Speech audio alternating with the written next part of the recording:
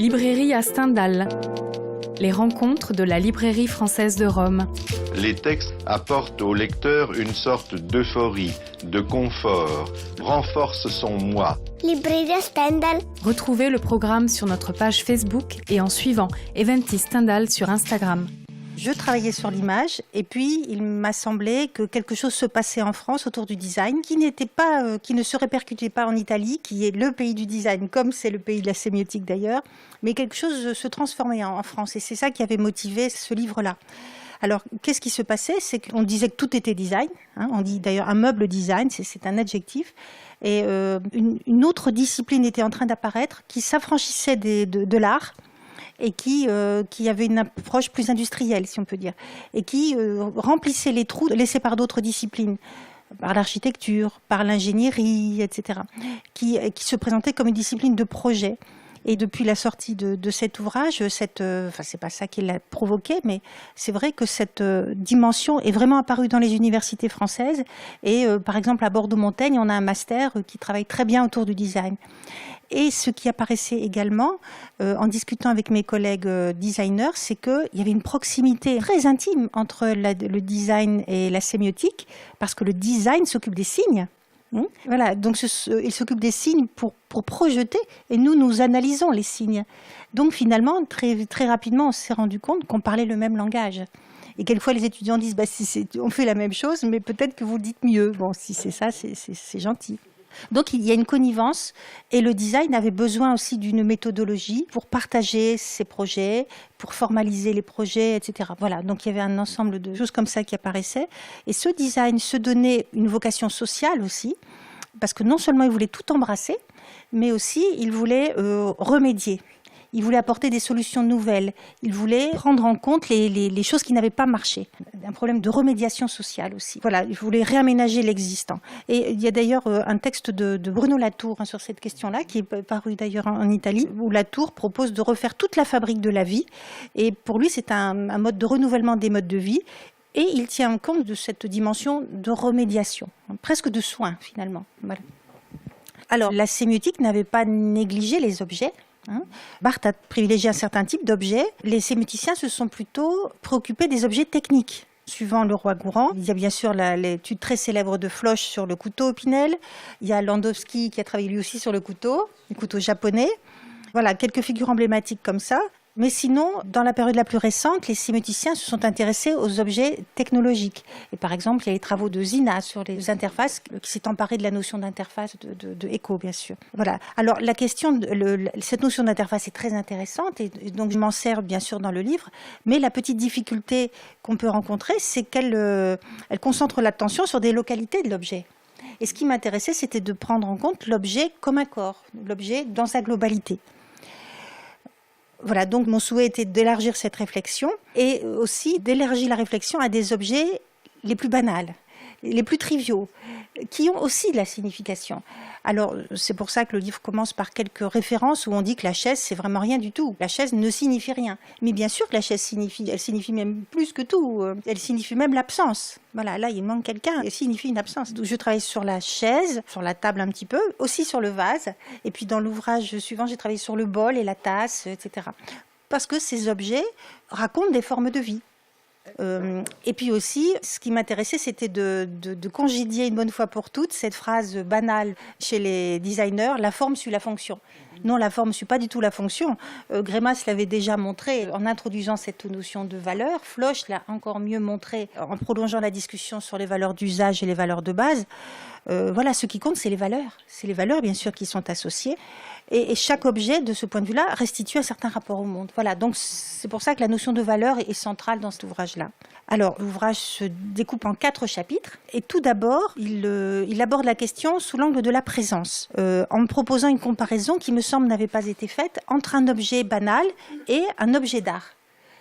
Voilà, donc la présence d'un objet d'art, la présence d'un objet banal comme une chaise ne sont pas les mêmes. Et c'est une expérience que nous faisons dans les musées où très souvent on nous propose des chaises art, des chaises qui sont des objets d'art, et la chaise du gardien par exemple aussi. Alors, dans ce premier chapitre, donc, je discute de ce double rapport à la présence et j'ai dû surmonter une difficulté particulière qui est que ces objets qui ne sont pas des objets banals sont donc des sculptures. Et très peu de choses avaient été faites en sémiotique sur la sculpture. Voilà, donc ça permettait de construire ce domaine-là et de construire aussi une confrontation que j'ai essayé de faire assez intime avec les théories de l'art qui, elles, ont beaucoup travaillé sur la sculpture, bien sûr. Voilà. À la fin de cet examen, ça permet d'opposer un objet replié sur lui-même, qui est la sculpture, qui est une île finalement, elle se replie sur elle-même, alors que la chaise, alors qu'un objet banal demande le contact, il se déplie, il sollicite le contact. Voilà. Et ça permet aussi de voir qu'il y a des lacunes dans cette sculpture, parce que ça, c'est une très belle proposition qui est faite par Van Lier et aussi qui avait été faite par Fernand de Saint-Martin. La sculpture ne peut pas être totalisée. Je vais tourner autour, je vais percevoir une esquisse ici, je tourne à côté, j'ai une autre esquisse, et je vais devoir mettre ensemble des choses qui ne sont plus dans le champ de présence. Voilà. Donc, je ne peux jamais totaliser. Voilà, donc il y a une ouverture du texte, si on peut dire. Du point de vue si on aborde l'objet trivial, lui, au contraire, ce sont des ouvertures dans la pratique qu'il faut faire. Voilà, donc ça permettait d'ouvrir cet angle-là. Voilà. Alors ça me permettait aussi, ce premier chapitre, de déplacer vraiment la question du côté de la valeur, en commençant à proposer une hiérarchie entre le chef-d'œuvre, l'objet d'art, l'objet de design rare, ça existe aussi, il y a des éditions limitées. Il y a des objets de design plus ordinaires. Maintenant, il y a des objets de design presque triviaux, qui sont très, très banals aussi. Et puis, à la fin, tout au bout, il y a l'objet qui va à la poubelle aussi. Et pour chacun de ces objets, il y a un lieu. Il y a la galerie, il y a le magasin. Puis à la fin, il y a la poubelle, bien sûr. Et c'est sur ce versant-là qu'on est en train de renégocier la valeur des objets aujourd'hui, par le recyclage, voilà. Voilà. Alors ce chapitre-là me permettait aussi de mettre en évidence quelque chose qui est important dans le design, c'est que l'objet de design soutire à l'art une possibilité de provocation, une possibilité de scandale, qui vient du mot du grec scandalon, qui désigne la pierre placée volontairement sur le parcours d'une personne pour la faire tomber finalement. C'est ça une œuvre d'art, c'est quelque chose qui nous provoque, c'est quelque chose qui forcément ensuite va sensibiliser notre vie finalement, en nous réveillant à chaque fois, en nous appelant à ce scandale. Et le design nous rappelle ça aussi. Voilà, il va soutirer ça à l'art. Voilà. Alors, deuxième chapitre va proposer des modèles. Il va d'abord essayer de construire le prototype de la chaise. Qu'est-ce que c'est qu'une chaise ? En situant ce prototype parmi d'autres prototypes. Qu'est-ce que c'est qu'un tabouret ? Qu'est-ce que c'est qu'un fauteuil ? Etc. Alors, il y a des parties ajoutées, il y a des parties supprimées. Alors, dans cette partie également, je discute les notions de forme de vie en faisant un historique des arts de la table, si on peut dire. Il y a des périodes conviviales, des périodes plus formalistes, etc. Et comment arrive-t-on à ces formes de vie ? Par l'espacement, par la position à table, etc. Voilà. Alors, le fait d'observer les différentes parties de la chaise me permet ensuite de voir comment on va pouvoir organiser une créativité, comment on va pouvoir produire d'autres chaises, alors que ce prototype est si fort et résistant. Voilà. Alors, une chaise tient toujours un métadiscours sur ce que c'est qu'une chaise, finalement, et elle va ouvrir des perspectives créatives pour se définir en tant que dessin, pour se définir en tant qu'histoire. Donc, la chaise peut citer des chaises anciennes, des chaises antérieures, pour expliciter un système de valeurs. Donc ça, c'est l'exemple des fauteuils des frères Campana qui reprennent le modèle des favelas. On a beaucoup de choses comme ça en design qui prétendent être vulgaires alors que ce sont des objets très précieux. Voilà, et qui vont jouer sur un rapport d'oxymore finalement entre les valeurs. Et puis, un modèle qui est très présent, c'est le métaphore corporel. Donc la chaise en tant que corps d'animal, en tant que corps humain, avec deux possibilités. Soit c'est l'enveloppe qui va être moulée, on va reprendre moule d'un corps finalement, ou alors c'est le mouvement d'un autre corps qui va être imité finalement. Alors, une autre schématisation qui est proposée dans ce chapitre consiste à mettre en évidence deux critères. Un critère qui est une certaine tenue cognitive et tenue sociale, voilà, ou alors une possibilité de déploiement du corps. Alors certains sièges demandent une pose très solide. Ce sont des chaises qui ont vocation à la présentation. Et c'est encore plus vrai dans le trône, par exemple le trône du souverain qui est absolument malcommode mais qui va imposer une certaine position. Voilà. On n'est même plus dans la présentation, on est dans la représentation. Alors en revanche, le tabouret, le fauteuil, là, on peut se vautrer. Voilà. Donc certaines dignités sociales vont être associées à certaines tenues de chaises, finalement, à certaines tenues de siège. Voilà. Et ça nous rappelle que les meubles ne sont pas des objets vides, bien sûr, mais ce sont des objets qui nous permettent de vivre en société, bien sûr, et qui participent à notre présentation collective, à notre construction collective, qui nous mettent au contact et qui transforment le monde aussi, bien sûr. Alors, il y a un chapitre qui, ensuite, va placer la chaise dans des scènes et va construire des scènes et des pièces. Et finalement, avec un peu d'attention, on se rend compte que ces scènes sont tout à fait stéréotypées, bien sûr. Et j'essaie de voir deux tendances actuelles dans la maison, qui sont un rétrécissement des espaces ou une augmentation des espaces. Alors, quand l'espace se rétrécit, quelles sont les possibilités? C'est l'étagement. C'est assez nouveau et c'est très caractéristique. On voit ça chez Ikea et autres. Voilà, on va mettre des choses sur les murs si on n'a plus de place au sol. Ou alors la schématisation, donc un meuble qui a deux fonctions. Ou alors la permutation, un meuble qui fait quelque chose le jour et autre chose la nuit. Voilà, on va pouvoir permuter comme ça.